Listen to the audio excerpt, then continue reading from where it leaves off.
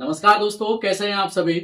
दोस्तों, आज जो है मैं आपको बताने वाला हूं कि अगर आपका कोई भी क्रेडिट कार्ड है या कोई पर्सनल लोन है जिसका आप सेटलमेंट करा रहे हैं, तो किन दो बातों का ध्यान रखें ताकि आपके साथ कोई गलत ना हो।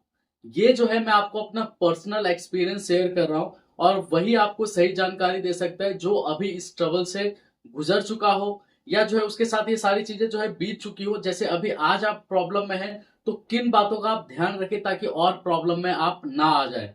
मान के चलिए कि आपका कोई भी बैंक का क्रेडिट कार्ड हो, XYZ कोई भी बैंक का क्रेडिट कार्ड हो या कोई भी पर्सनल लोन हो।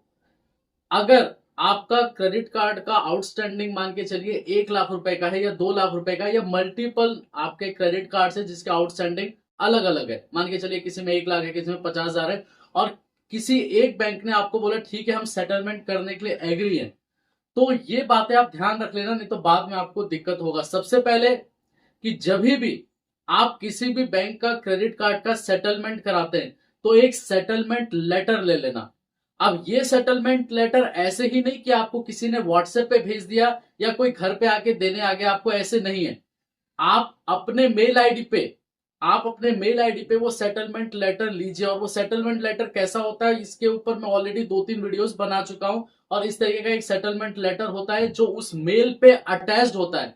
अब यहां पर खेल समझना कि करते क्या है ये लोग आपको जो है पैसा निकलवाने के तरीके इनके अलग अलग होते हैं। अलग अलग एजेंसीज आपको कॉल करती है कि वो बिहाफ पे आपको बात कर रहे हैं। मान के चलिए कि आपका HDFC बैंक का क्रेडिट कार्ड है, तो हो सकता है कि आपको थर्ड पार्टी कोई कॉल कर रहा हो और बोलते हैं कि हम HDFC के बिहाफ पे बात कर रहे हैं, आपका क्रेडिट कार्ड था या जो भी कुछ था।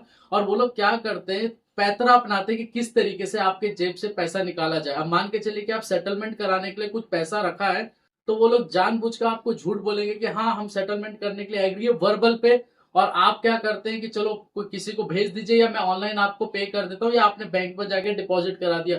फिर वो लोग आपको क्या बोलेंगे कि नहीं सेटलमेंट तो हुआ नहीं। अब आपको और वो जो है एक तरीके से झांसे में लाएंगे और आपसे पैसा रिकवर करने का तरीका सोचेंगे कि किस तरीके से आपसे रिकवर किया जा सकता है। जाहिर सी बात है कि अगर हम जैसे क्रेडिट कार्ड का पेमेंट नहीं कर रहे या किसी को पर्सनल लोन का पेमेंट नहीं कर पा रहे, तो या अगर इंडिविजुअल आप ही सोचिए कि अगर हमने ही किसी के साथ पैसे लिए हो, अपने फ्रेंड सर्कल में लिए हो, तो वो भी पैतरा अपनाता है कि किस तरीके से पैसे निकालो अगर हम पैसे नहीं दे रहे तो उसी तरीके से ये एजेंसीज करती है, आपको एक तरीके से ट्रैप में करती है और वो बोलते हैं कि चलो ठीक है आप इतना दे दो, फिर हम बाद में इसको मतलब या तो EMI में कर देंगे या सेटलमेंट कर लेंगे। लेकिन नहीं, जब भी आप सेटलमेंट कराए तो पहले मेल पे आप उसको ले लीजिए, मेल पे ले लीजिए। और मेल भी जो आपके पास रिसीव हो तो @gmail से नहीं।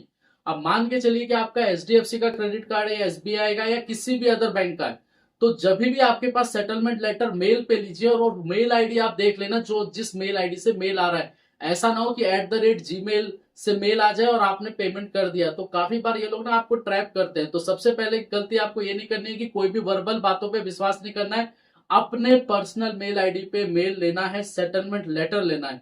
सेटलमेंट लेटर आपके पेमेंट करने से पहले मिल जाता है, जिसमें सारा कुछ लिखा रहता है कि कितने की आउटस्टैंडिंग है, कितना आप पे कर रहे हैं और वो EMI में पे कर रहे हैं या वन टाइम में पेमेंट कर रहे हैं। वो सारा कुछ ब्यौरा रहता है कि कल को आपको वही बैंक दोबारा परेशान ना कर सके। तो सबसे पहले क्या करा कि आपने मेल आईडी पे रिसीव कर लिया और वो भी ऑफिशियल मेल आईडी से। मेल आईडी जरूर देख लेना कि कहीं @gmail वाले की तरफ से तो नहीं मेल आ रखा है, नहीं तो पता चले कि जो आपको एजेंट्स कॉल करते थे रिकवरी वाले और वही अपना जो है कोई मेल आईडी से आपको मेल कर दे और बाद में वो आपको ठग ले एक तरीके से। दूसरी बात आपको एक चीज ध्यान रखनी है कि कभी भी आप सेटलमेंट करते, जो अभी मैंने आपको फर्स्ट ऑप्शन बताया मेल वाला, आपने सेटलमेंट जो आपके पास मेल आया आपने उस पर रिवर्ट कर दिया कि आई एम एग्री और आपने जो है पेमेंट करने के लिए एग्री हो गया। और वो आपने मान के चलिए 3 महीने का मैक्सिमम आपको टाइम दिया जाता है कि 3 महीने में आप 3 टुकड़ों में ये पैसा वापस कर दो। तो उस केस में क्या होगा कि जब आप पेमेंट करते हैं तो इतना ध्यान रखना है ना, अगर आपने एग्री कर दिया है सेटलमेंट लेटर और अगर आपकी EMI गलती से भी एक बाउंस हो जाती है या मिस हो जाती है, तो पूरा सेटलमेंट जो आपने लेटर एक्सेप्ट किया था वो पूरा कैंसिल हो जाता है। फिर से आपके पास कॉल्स और फिर से रिकवरी वाले आपको परेशान करेंगे और फिर आप ट्रबल में आ जाएंगे। जैसे आपके साथ पहले हो रहा था, जैसे आपके पास कॉल्स आ रहे थे सेटलमेंट से पहले, वैसे ये लोग सेटलमेंट के बाद आपको फिर भी परेशान करते रहेंगे अगर आपकी EMI बाउंस हो गई तब।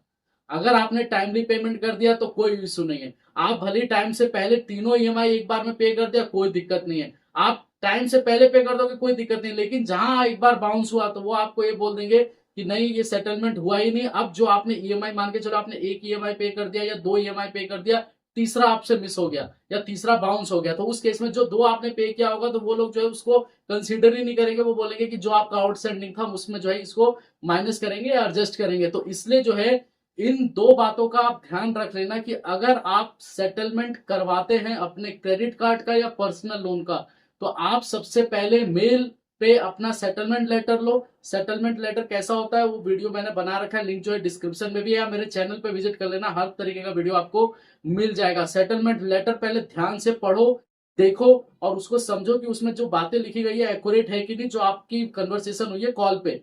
उसके बाद उसको एक्सेप्ट करा, एक्सेप्ट करने के बाद अगर आप वन टाइम में पेमेंट कर रहे हैं तो वो टाइमली पेमेंट कर दे। अगर आप उसका ईएमआई बना रखा है तो ईएमआई मिस नहीं होना चाहिए, नहीं तो वो सेटलमेंट कैंसिल हो जाएगा, फिर आप परेशान होंगे। इसके अलावा अगर आपको कोई भी डाउट होता है तो आप जो है मेरे को वैसे भी व्हाट्सएप पे डायरेक्ट मैंने नंबर भी दे रखा है, आप कांटेक्ट कर सकते हैं। और साथ ही साथ मैं आपको बताना चाहूंगा कि अगर आपके पास पैसा हो रहा है तो कोशिश कीजिए कि सेटलमेंट ना कराते हुए वन टाइम में पेमेंट करके उसको क्लियर करा लेना। लेकिन अगर आप सेटलमेंट करा रहे हैं तो किन बातों का ध्यान रखना वो मैंने आपको ऑलरेडी बता दिया है। और जब आप टोटल पेमेंट कर देते हैं तो उसके बाद आपको कुछ भी नहीं मिलता, क्योंकि जो सेटलमेंट लेटर होता है वही आपके पास रहता है। ठीक है दोस्तों, धन्यवाद।